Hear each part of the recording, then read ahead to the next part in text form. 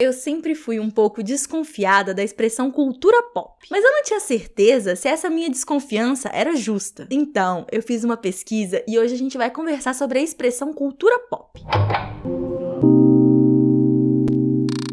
Olá, é bom te ver por aqui. Meu nome é Clara Matheus e no Mimimídias dessa semana nós vamos conversar sobre a expressão cultura pop, da carga semântica que existe em chamar alguma coisa de cultura pop. E antes que você se pergunte se vale a pena pensar qual expressão que você usa quando você está se referindo aos seus produtos de mídia favoritos, vou adiantar essa discussão para provar que você deveria sim ver esse vídeo até o final. Por que então que a gente deveria se preocupar se a gente deveria usar ou não a expressão cultura pop? Então, é por uma questão de dicção. E quando eu tô falando de dicção nesse contexto, eu não tô falando sobre a forma que alguém articula palavras ou sons. Eu tô falando sobre o significado menos usual dessa palavra, que é a escolha de palavras que a gente faz quando a gente vai se expressar. Uma coisa que eu aprendi no primeiro semestre da faculdade de letras é que não existem sinônimos perfeitos. Ou seja, não existe numa língua duas palavras que tenham o exato mesmo sentido. Simplesmente porque não existe a necessidade de termos duas palavras que significam a mesma coisa. E pode não parecer, mas seres humanos costumam ser muito econômicos e práticos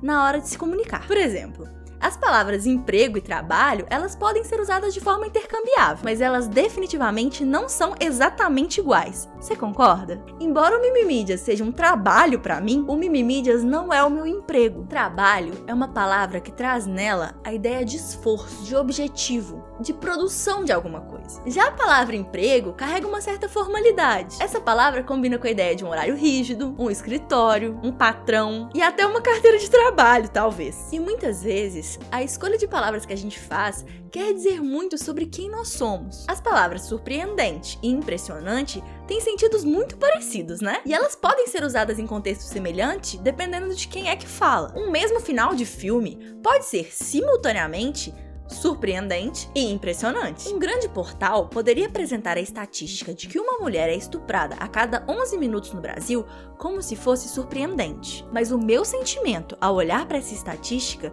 tem muito mais a ver com a palavra impressionante, já que essa estatística não me surpreende, mas me deixa bastante impressionada. Você percebe que a escolha de palavras diz muito sobre quem nós somos? Como é que a gente se sente? Tá, mas e a cultura pop? Onde a cultura pop entra nisso? Vamos por partes. Primeiro vem a palavra cultura. Não cabe definir cultura nesse vídeo. O Raymond Williams, ao definir cultura, diz que essa é possivelmente uma das 2 ou 3 palavras mais difíceis de definir da língua inglesa, porque é um conceito muito importante para diversos sistemas de pensamento que são diferentes e incompatíveis, dentro de áreas do conhecimento muito diversas. E em português, essa palavra é muito difícil também. E apesar de ser um conceito tão difícil de definir, qualquer falante do português já teve contato com essa palavra vezes o suficiente para saber intuitivamente o que é que cultura significa. Muito louco que ela é uma palavra de fato tão polissêmica, que abrange tantas áreas diferentes, que a gente às vezes até esquece que ela tem um sentido na biologia, né? Sim. Você fazer uma cultura de bactérias, por exemplo, né? Tipo assim, ou permacultura, ou quer essa ideia de criar cultivo, agricultura e tal, tipo assim. E a gente esquece, né, que tem significado também. Mas tem gente que, assim, você fala que é fácil de saber intuitivamente, né, mas é aquela clássica, né, de falar assim, mas funk não é cultura, né? É um chute intuitivo muito ruim esse, no caso. E outra coisa que tem, fulano não tem cultura. Ou tipo assim, eu estou estudando para ganhar cultura. Entendi. Qual cultura? Que é um entendimento bem estranho da palavra, né? Como cultura é uma coisa a se adquirir. Um esforço individual, assim. Interessante. Que é uma definição, é uma das definições, inclusive, que o Raymond Williams trabalha.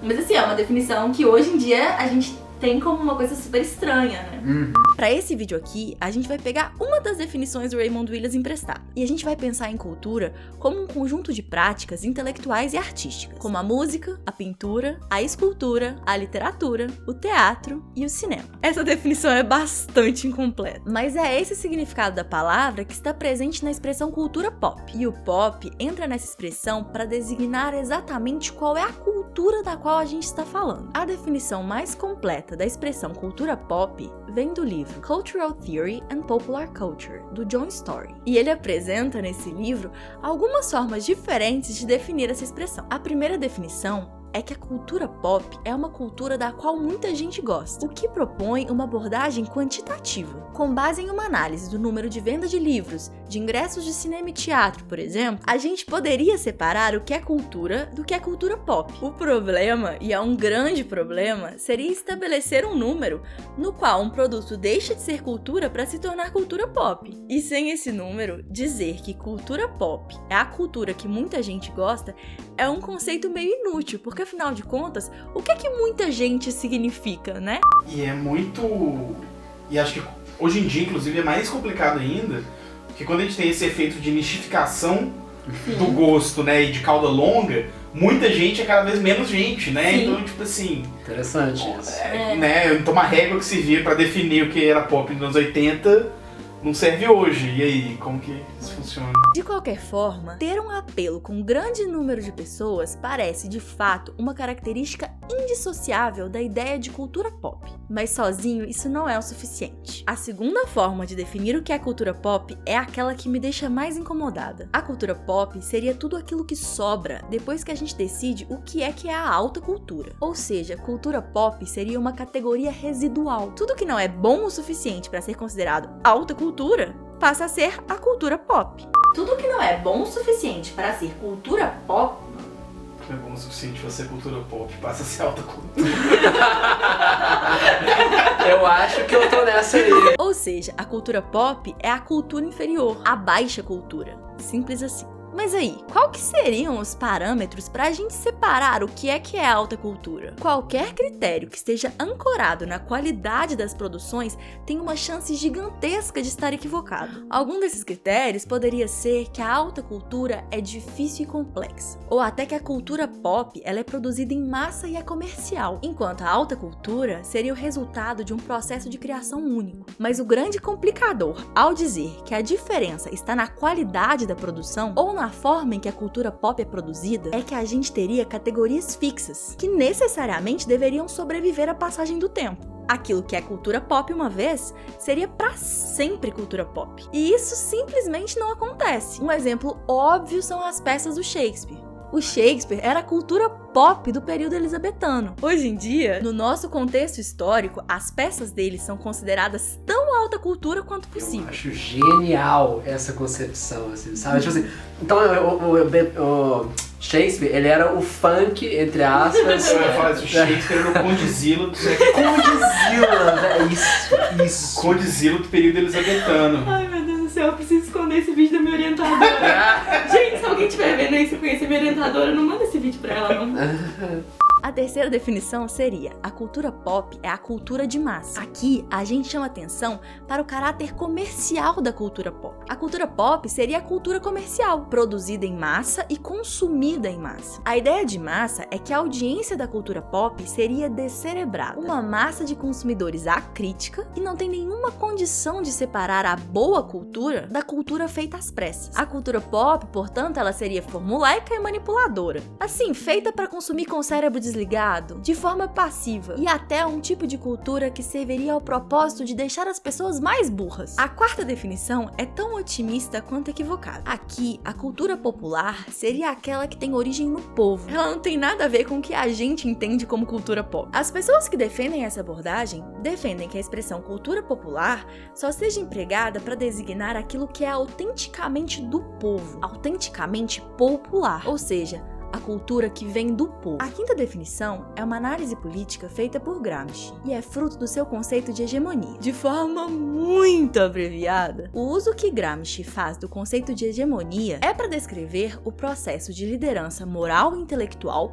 dos grupos dominantes da sociedade. Através da hegemonia cultural, os grupos dominantes pretendem educar os grupos dominados a viver em submissão. Essa abordagem não entende a cultura pop nem como uma cultura que é imposta, nem como uma cultura que surge do povo, mas sim como um lugar de conflito entre as forças e interesses dos grupos dominantes e a resistência dos grupos subordinados. Nessa definição, a cultura pop seria um lugar para trocas e negociação, um terreno que é marcado por forças de assimilação de um lado e de resistência do outro. Essa definição serve para a gente lembrar que na expressão cultura pop existe muito peso político. A sexta e última definição tem como contexto a cultura pós-moderna. Nesse contexto, as distinções entre a alta cultura e a cultura popular simplesmente não existiriam. Essa definição até que parece conciliadora, mas na verdade ela é bem conflituosa. Por um lado, tem quem acredite que o fim da distinção entre a alta cultura e a cultura popular representa o fim de um elitismo cultural. Só que do outro lado, tem quem reivindique que o fim dessa distinção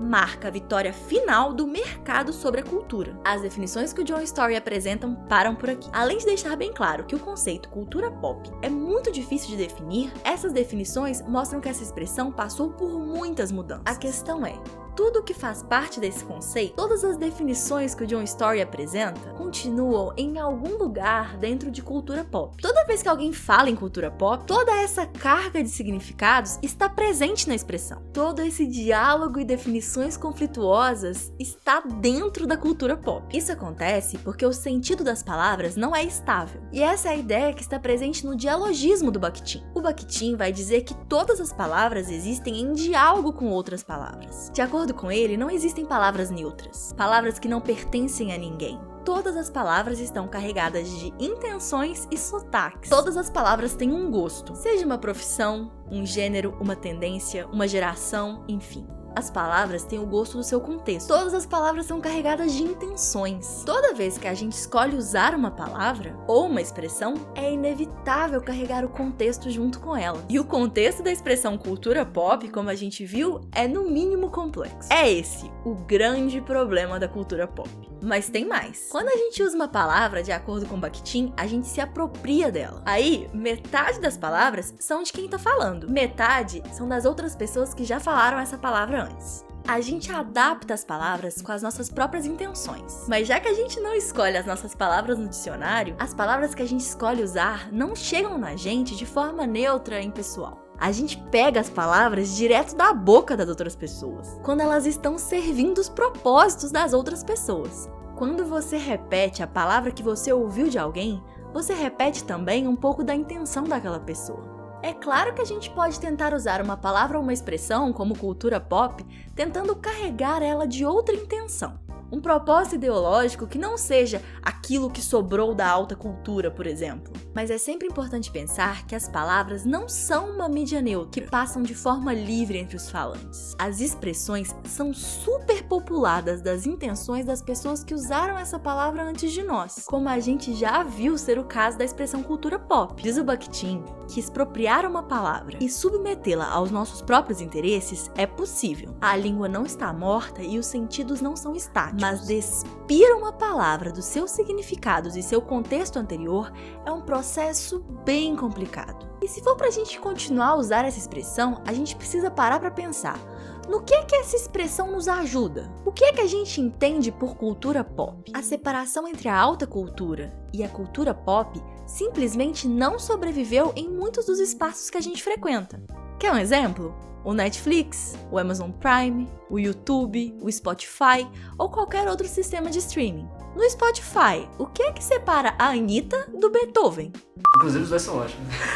A distribuição, como a gente viu, já foi parte fundamental da definição de cultura pop. E ela é exatamente a mesma para qualquer música disponível no Spotify, ou vídeo no YouTube, ou filme no Netflix. Você tá vendo? A distinção entre alta cultura e cultura pop simplesmente não sobrevive no contexto em que a gente vive.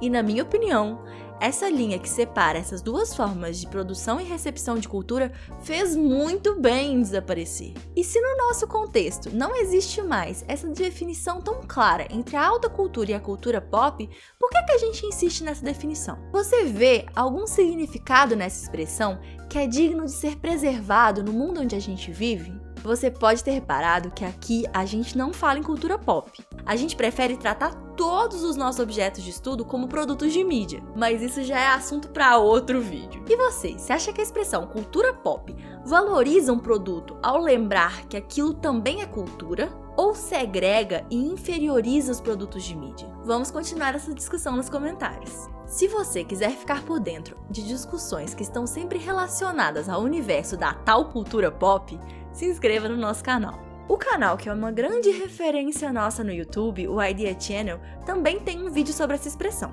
E apesar deles usarem um referencial teórico semelhante, a abordagem deles é bem diferente. Se você quiser ver outro ponto de vista, o link está na descrição. Como sempre, aquele abraço apertado para todos os nossos apoiadores no Catarse. Até a próxima!